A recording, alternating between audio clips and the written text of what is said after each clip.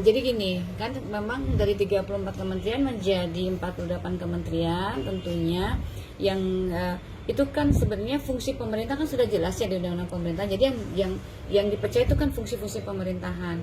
Nah, di setiap instansi pemerintah sudah ada pengampunya. Jadi pengampu-pengampu ini tentunya yang akan kita serahkan ke kepada kementerian-kementerian yang baru. Jadi misalnya fungsi hukum, misalnya yang dulu memang yang menangani hukum di Kementerian Hukum, dia akan pindah.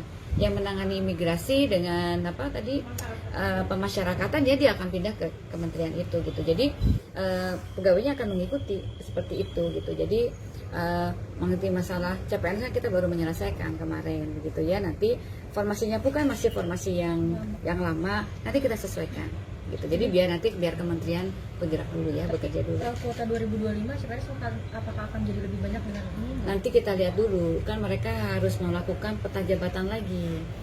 Peta kebutuhan jabatan harus dilihat lagi. Jadi kan kita mulai dari awal lagi nih, karena kan hasil kemarin yang untuk yang CPNS yang 200 berapa itu saya lupa, 200 sekian itu 200 ribu lebih itu kan berdasarkan kementerian-kementerian yang lama. Nah ini kan sekarang kita sedang petakan lagi, nanti mereka pun untuk kementerian-kementerian yang baru harus membuat pemetaan.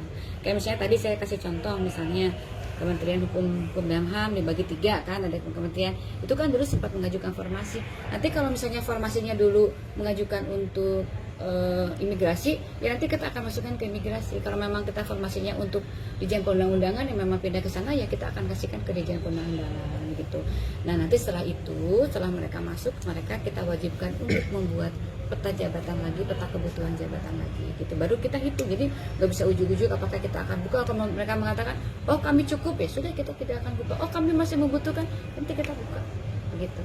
Ya, hari ini kan mulai dengan hari ini sampai dengan beberapa hari ke depan itu kan pengumuman untuk seleksi P3K yang periode pertama kan sudah diakses gitu. Ini ada imbauan khusus terhadap para pelamar. Periode pertama apa periode pertama?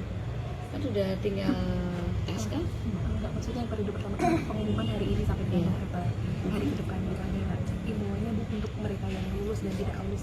Ya tentunya kan ini kan salah satu komitmen kami ya di dalam menyelesaikan non ASN yang terdata di BKN. Karena di dalam Undang-Undang Nomor 20 sebenarnya dinyatakan bahwa tahun depan sudah tidak diperbolehkan lagi instansi pemerintah. Jadi memang kita ingin menyelesaikan. Setelah itu kan nanti kita akan tentunya kalau memang kita membutuhkan P3K ya kita akan buka secara umum dan mereka akan berkompetisi ya. Tetapi ini kan memang kita menyelesaikan yang kemarin terdata di ASN. Jadi kepada teman-teman ya memang kalau memang sudah sesuai dengan formasinya dan sesuai dengan formasi kemudian latar belakang pendidikan ya nanti kita begitu umumkan dan mereka akan mendapatkan NIP dan lain sebagainya.